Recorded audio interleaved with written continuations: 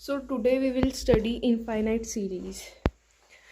तो ये सारा जो भी सिलेबस है ये नए एजुकेशन पॉलिसी के हिसाब से है, तो everything is new. So let's start. Infinite series क्या होती है? इनफाइनाइट सीरीज़ वो होती है अगर हम कुछ भी नंबर लें उनका सम करें तो उसे सीरीज़ कहते हैं. क्या?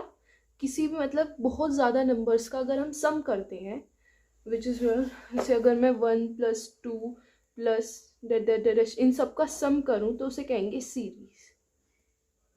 सीरीज तब तक कहते हैं जब तक ये फाइनाइट होती है. अगर हम काउंट कर सकते हैं यहाँ तक, मतलब मैंने कहा +4 प्लस मतलब 100 तक, तो ये सीरीज है. इनफाइनाइट सीरीज वो तब बनती है जब हम इन सब का सम इनफाइनाइट तक करते हैं, यानी इनफाइनाइट सीरीज इन सब का 1+2+3+4 इनफाइनाइट तक, उसे कहते हैं इनफाइनाइट सीरीज. इसे हम इस तरह से लिखते हैं, summation n is equals to 1. ध्यान रखिएगा n 0 नहीं है, यहाँ 1 है. 1 ऊपर इन्फिनिटी और क्या un. ठीक है, इस समीशन का मतलब आप सब जानते ही हैं. अगर हम n की वैल्यू 1 रखेंगे u1 प्लस आगे चलेगी 2, n की वैल्यू 1 से लेके इन्फिनिटी तक चलती रहेगी u1 u2 plus u3. Summation का मतलब होता है एडिशन. जितने भी नंबर है वैल्यू रखेंगे उन सबको ऐड कर देंगे, उसे कहते हैं summation. Infinite n is equals to 1 u1. इसे इस तरह से मतलब अब जो है इस चैप्टर में हम इनफाइनाइट सीरीज ही पढ़ेंगे, तो इन सीरीज फाइनाइट सीरीज का तो कोई मतलब है नहीं. इनफाइनाइट सीरीज लगेंगे तो इस वजह से इसे हम शॉर्टकट में ज़्यादा काम ना करना पड़े हम ऐसे भी डिनोट करते हैं. अगर तुम्हें ऐसे लिखा जाता है तो कंफ्यूज मत होना, इसका मतलब यही है 1 से लेके इनफाइनाइट तक. ठीक है, अब हम आते हैं कन्वर्जेंट सीरीज पे. कन्वर्जेंट सीरीज क्या होती है? कन्वर्जेंट सीरीज जब कहते हैं जब इन सब का सम करके कोई फाइनाइट वैल्यू आए जिसे हम काउंट कर सकते हो, जिसे हम बता सकते हो, उसे कहते हैं convergent series. The sum of its first n term. इसे बताऊंगी कि मैंने फर्स्ट एंड टर्म क्यों लिखा है, आगे पढ़ते हैं. The sum of its first n terms tends to definite finite limit S as S tends to infinity. मतलब अगर ये जो लिमिट है मतलब n इन्फिनिटी तक जाता है और इसका कोई मतलब इनका सम करते हैं, तो अगर हमारी कोई फाइनाइट वैल्यू आ रही है ना तो मतलब वो कन्वर्जेंट है. ये इसमें लिखा है जब n इन्फिनिटी पे पहुंच जाए तो और उन सब का सम फाइनाइट वैल्यू आनी चाहिए, उसे कहते हैं कन्वर्जेंट. डाइवर्जेंट क्या होता है? जब इन सब का सम मान लो 1+2+3 प्लस इनफाइनाइट तक करें और अगर मैं इसका सम लेती हूँ तो कोई इनफाइनाइट वैल्यू आएगी. हमें पता है अगर मैं इसका सम लूंगी तो इनफाइनाइट वैल्यू आएगी, तो ये डाइवर्जेंट है. जिसके सम करने के बाद हमारी वैल्यू इनफाइनाइट आए तो उसे बोलते हैं डाइवर्जेंट. कन्वर्जेंट का भी एक एग्जाम्पल लेती हूँ मैं. 1+2/3 का होल स्क्वायर प्लस 2/3 का होल क्यूब प्लस 2/3 का 4 प्लस 2/3 के पावर n. ये एग्जाम्पल भी है हमारे पास. ये एग्जाम्पल नंबर 1, ये इलस्ट्रेशन 1. प्रूफ करना है कि ये कन्वर्जेंट है. यहाँ पे n-1 है, सॉरी, और 2/3, सॉरी, यहाँ पे 2/3 और यहाँ पर प्लस 2/3. प्रूफ करना है कन्वर्जेंट. तो हमें साफ पता चल रहा है अगर हमने 11th-12th सही से की है, क्योंकि नहीं की होगी तो मुझे पता है तो ऐसे, लेकिन फिर भी हमें पता चल रहा है ये जीपी में है. जीपी में नहीं पता चल रहा मतलब नहीं निकालना आता कैसे ये ज्योमेट्रिक मीन है ये, तो हम ऐसे करेंगे. इसकी third term divided by second term. Third term क्या है? 2/3. सेकेंड टर्म क्या है? 2/3. ये होल स्क्वायर है, ठीक है, 2/3. अब इसको करेंगे हम तो ये हो जाएगा 4/9 इंटू 3/2. तो मतलब ये काट पीट के 2/3 आना है. मतलब r जब इसकी इस तरह से आ जाए तो ये GM है, geometric mean. I think you all are aware of it. 2/3. अब इसकी r की वैल्यू 2/3 आ गई.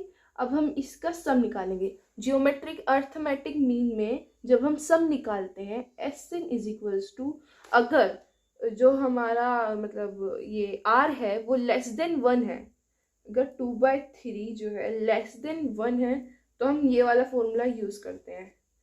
उसमें लिखा भी था, अगर Sn a 1 माइनस r की power n which is there n 1 minus r, ठीक है। अगर यही भला सम अगर इसका कुछ ऐसा होता कि वो ग्रेटर देन 1 होता तो हम ये वाला फॉर्मूला यूज़ करते हैं अर्थमेटिक मीन में। ये 11th-12th में पढ़ाया जाता है, पर कोई बात नहीं, रिवाइज करने की जरूरत है, मैं यही करवा रही हूँ।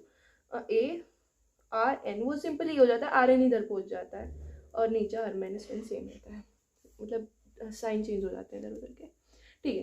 तो ये 2/3 छोटा था 1 से, तो हमने ये यूज़ किया सम अर्थमेटिक मीन का। अर्थमेटिक जो भी हमारी सीरीज होती है, ये ज्योमेट्रिक सीरीज थी, ज्योमेट्रिक सीरीज का सम निकालने के लिए हम ये वाला फॉर्मूला यूज़ करते हैं। अगर हमारा जो आर है, डिफरेंस जो है वो 2/3 लेस देन 1 आ जाए, तो अब निकालेंगे। ए क्या है यहाँ पे 1 है, 1 माइनस आर क्या है 2/3 की पावर n 1 माइनस 2/3। इसको काट पीट के हमारा आ जाएगा, क्या मैं यहाँ से कुछ नहीं होगी, छोड़ो ऐसे ही सोल्व कर देता हूँ। 1 माइनस 2/3 की पावर n 3 माइनस 2 1 1/3 हो जाएगा ये, तो यहाँ पे आएगा 3 1 माइनस 2/3 की पावर n। अब अगर हम देखो, अब हम यहाँ पे लिमिट्स निकाल रहे थे, मैंने कहा था क्या था, ये जो फॉर्मूला था ये कहता था limits n tends to infinity Sn हमारा ये आ गया। अब इसमें लिमिट लगाएंगे भाई, आगे करते हैं।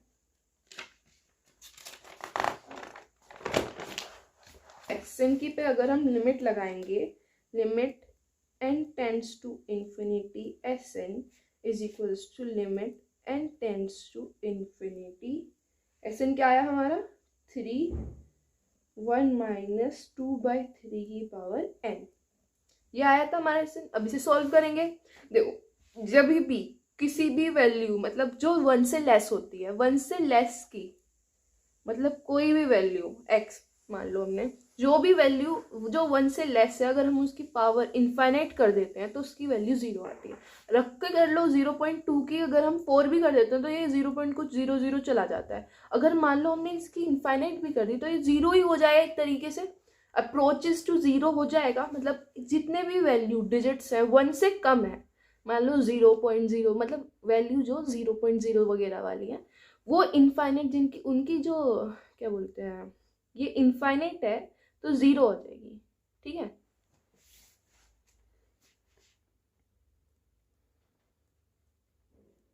वैल्यू पुट करेंगे भाई इनफाइनाइट की,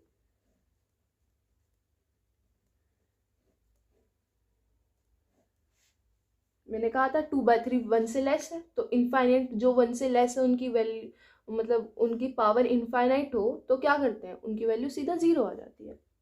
3 1 माइनस 0 और 3, इसका आंसर 3 है, यानी फाइनाइट आ रहा है। ये तो फाइनाइट आ गया, फाइनाइट आ गया तो मतलब कन्वर्जेंट है, सिंपल। ये हमने प्रूव करना है। आगे इसमें कुछ ज़्यादा सोचने की जरूरत नहीं है, सिंपल जितना पढ़ा है उतना देखो, क्योंकि ज़्यादा सोचोगे तो घूमोगे, ये सीधी सीधी चीज़ें हैं। ओके, अब हम पाते हैं पार्शियल ऑसिलेटरी डाइवर्जेंट बता दिया, जिसकी सम अगर मैं यहाँ पे सम करके जो भी था, अगर यहाँ इनफाइनाइट आ जाता तो ये डाइवर्जेंट हो जाती, ठीक है।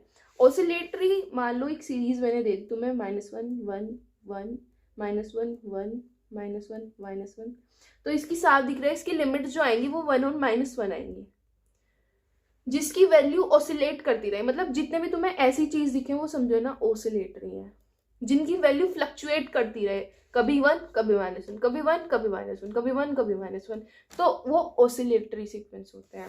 ये आगे एग्जाम्पल्स देखेंगे तब देखेंगे, ऑसिलेटरी सीरीज के बारे में ज़्यादा समझ आएगा।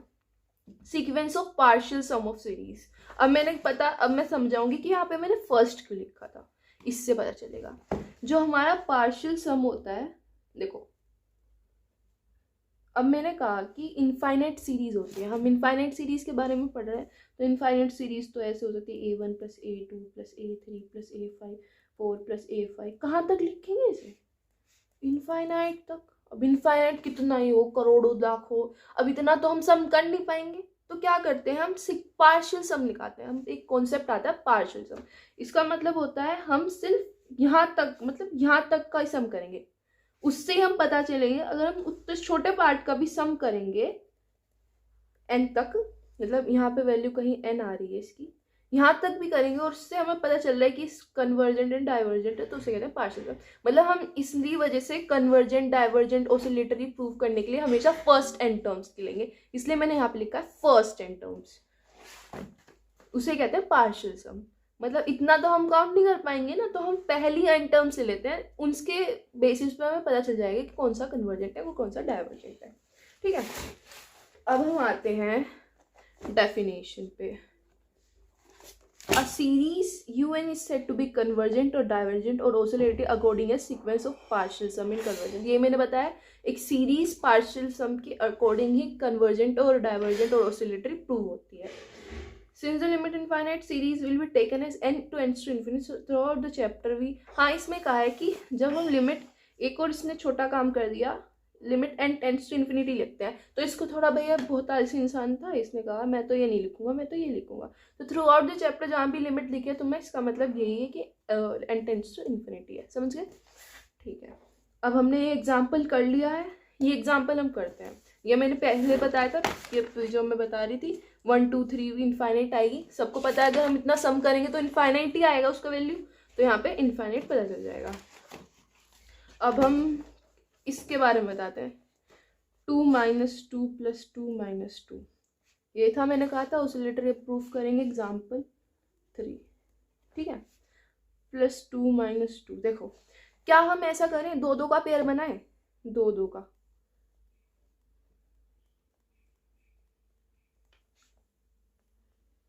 कहाँ तक जाएगा ये, n तक। अगर हमारा n इवन है, मतलब n इवन है, तो ये सारे 2 2 के पेयर में काम हो जाएगा इनका, 2 - 2 + 2 - 2, यहाँ तक मतलब n इवन है तो पूरा काम हो जाएगा हमारा। ठीक है, n इवन आ रहा है तो हमारे 2 2 पेयर के काम में हो जाएगा, क्योंकि इवन है तो 2 2 के पेयर में काम चल जाएगा। तो जब मैंने करेंगे तो 0 0 0 0 0 0 आंसर आएगा 0, अगर n इवन। मान लो एक n ओड है, अगर n ओड आता है हमारा, जैसे अब हम 2 2 के पेयर बनाएंगे, +2 - 2 + 2 - 2 + 2 - 2, अगर हमारा n ओड आता है तो एक एक्स्ट्रा चीज बन जाएगी, जो कि एक यहाँ पे आ गया 2 - 2, एक आएगा +2।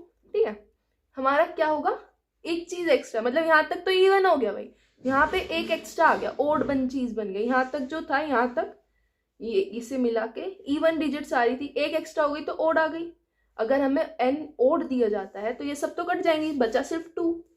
तो इवन के मामले में तो 0 आ रहा है और ओड के मामले में 2 आ रहा है, तो 2 2 वैल्यू तो आ नहीं सकती कन्वर्जेंट में, ना डाइवर्जेंट है क्योंकि इनफाइनाइट नहीं आई, तो ये है ऑसिलेटरी। मैंने कहा था जिसकी वैल्यू फ्लक्चुएट करे, 0 और 2 0 और 2 फ्लक्चुएट कर रही है, तो उसे कहते हैं ऑसिलेटरी। अब हम पढ़ेंगे unnecessary condition for convergent. I think आज के लिए इतना ही काफ़ी है, ये मैं अगली वीडियो में बताऊंगी। Thank you, please subscribe to my channel, I am new, please please please एक मुझे कैमरा ही दिलवा दो जिससे मैं ये वीडियो बना लूँ, प्लीज़।